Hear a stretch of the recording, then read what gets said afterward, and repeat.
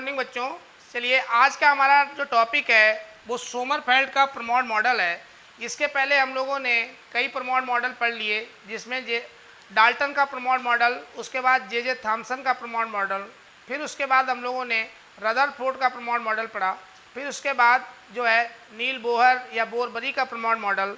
तत्पश्चात हम लोगों ने फिर उसके बाद आता है नंबर सोमरफेल्ड का परमोड मॉडल।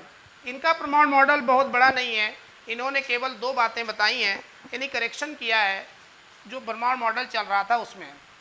इनके अनुसार क्या है कि जो परमाणु होता है उसके बीच में धनावेशित, ये तो रदरफोर्ड ने बताया था, बाहर की कक्षाओं में जो इलेक्ट्रॉन चक्कर लगाते हैं वो वृत्ताकार के साथ साथ, इनका ये मानना था कि वृत्ताकार के साथ साथ दीर्घ वृत्ताकार कक्षाओं में भी इलेक्ट्रॉन घूमते हैं।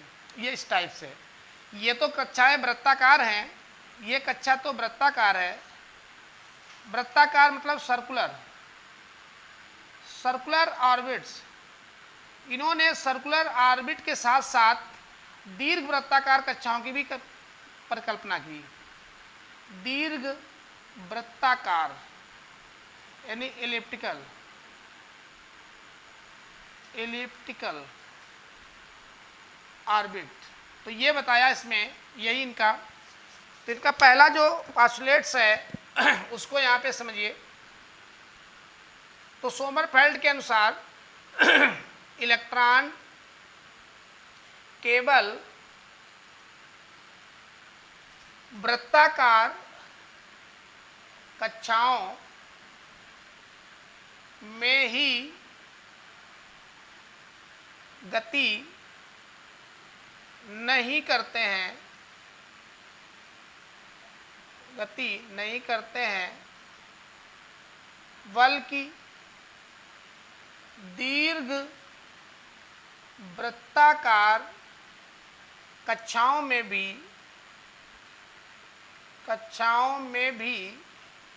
गति करते हैं। ये इनका कहना था। इनका मानना था कि इलेक्ट्रॉन केवल वृत्ताकार ही मोशन नहीं करते हैं, बल्कि दीर्घ वृत्ताकार कक्षाओं में भी गति करते हैं। और हम लोग जानते हैं कि जो इलिप्टिकल होता है, दीर्घ वृत्ताकार होता है, उसमें दो केंद्र पाए जाते हैं, एक केंद्र इधर होगा तो दूसरा केंद्र इधर होगा। ये इनका मानना था कि वो दीर्घ वृत्ताकार कक्षाओं में चक्कर लगाते हैं। दूसरा स्टेटमेंट इनका ये रहा कि किसी एक कक्षा में कुछ इलेक्ट्रॉन वृत्ताकार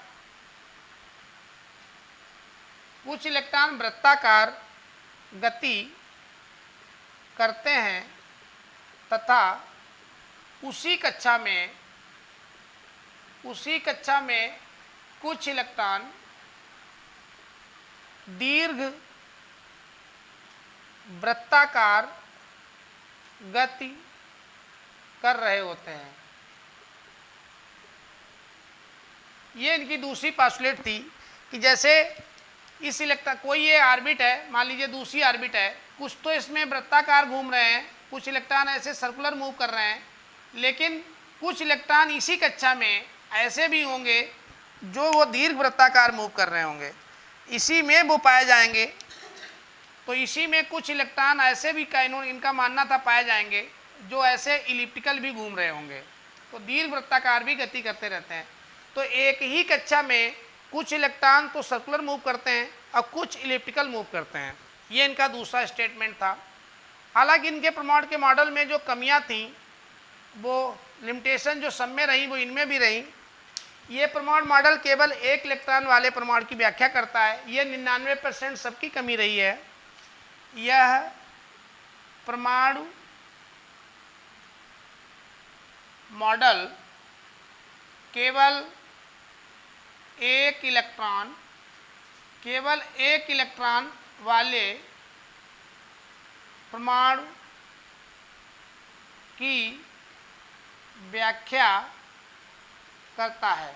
यानी ये भी जिस परमाणु में एक इलेक्ट्रॉन पाया जाएगा ये उसी को एक्सप्लेन करते हैं, एक से अधिक वालों को एक्सप्लेन नहीं करते हैं। अब जैसे लिथियम है, तो लिथियम में तो 3 7 3 इलेक्ट्रॉन होते हैं। अब ये तो इसको ऐसे करेगा नहीं, 2 इलेक्ट्रॉन पहले इसके हटाइए, तो जो Li 2+ होगा इसका तो करेगा लेकिन इसका नहीं करेगा। ऐसे ही जो हीलियम होता है, हीलियम में 2 होते हैं, तो 2 में से एक पहले हटा दीजिए तब जाके उसको एक्सप्लेन कर पाओगे। तो इसलिए ये भी 1 इलेक्ट्रॉन वाले की व्याख्या करता है। दूसरी कमी इसकी ये रही है कि ये प्रमोड मॉडल हाइजेनबर्ग के अनसर्टेनिटी प्रिंसिपल और डी ब्रॉगली का डुअल नेचर को समझा नहीं पाया। तो हाइजेनबर्ग के अनिश्चितता सिद्धांत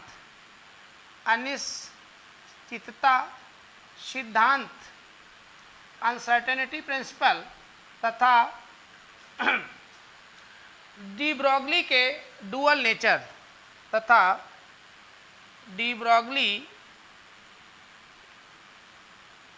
के दोहरी प्रकृति को नहीं समझा पाया। तो इसलिए इस मॉडल में भी ये कमी रही है। ये तो सबकी कॉमन कमी है 1 इलेक्ट्रॉन वाली, और ये लोगों की अपनी अपनी। इस तरीके से ये मॉडल बस इतना ही है, इसके लिए और कोई ख़ास नहीं है। चलिए मिलते हैं नेक्स्ट क्लास में। Thank you, bye bye.